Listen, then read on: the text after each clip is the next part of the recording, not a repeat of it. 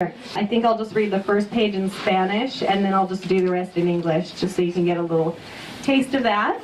Doley, the Guatemalan street dog. Guatemala está llena de sonidos. Seguramente es por eso que las orejas de Doley son tan expresivas. Guatemala is filled with sounds. That must be why Doley has such expressive ears.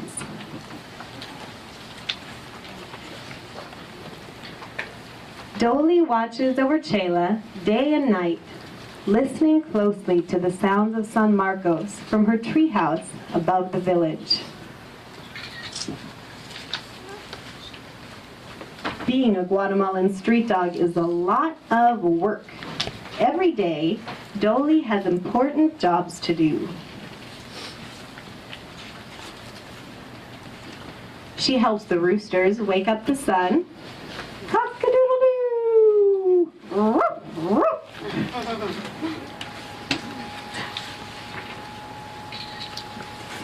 She keeps the birds up in the sky.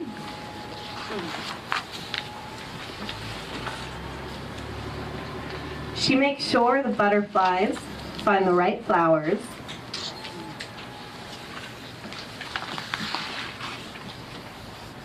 And when the moon is full, she sings it a lullaby all night and helps it go to sleep in the morning.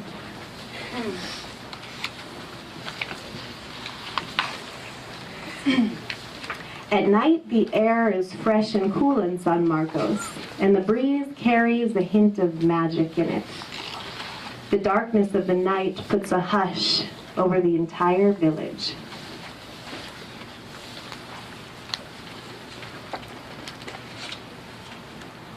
But there are still sounds. Dogs barking, musicians playing and singing, insects, the crackling of a fire. When Doley hears howling in the distance, she insists on being taken down from the treehouse. Chela watches her run down the narrow, winding dirt path into the shadows. She worries, but Doley always comes back. Doley wants to be the best Guatemalan street dog she can be. So she listens closely and learns from the other dogs.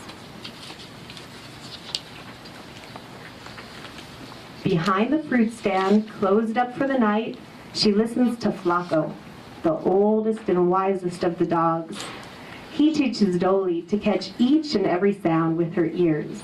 Always listen to the sounds of San Marcos, little Doley.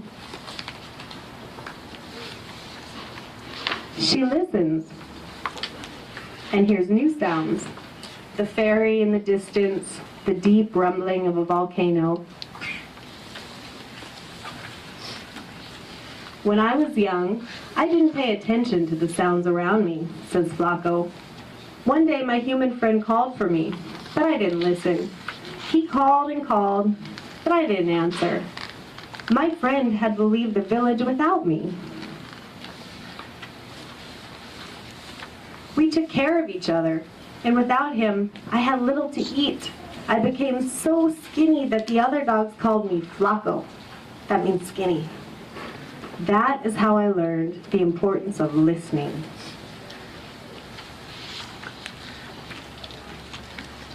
Doley doesn't want Chela to leave the village without her. She listens carefully, just as Flaco taught her. Doley hears the quetzal sing, the wind rustle through the coffee plants, and then a more familiar sound. Doley! Doley!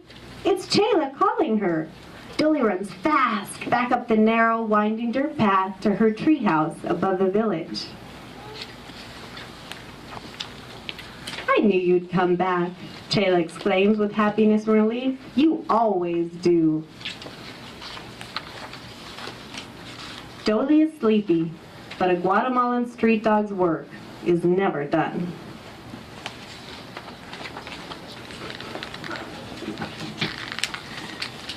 The end. El final.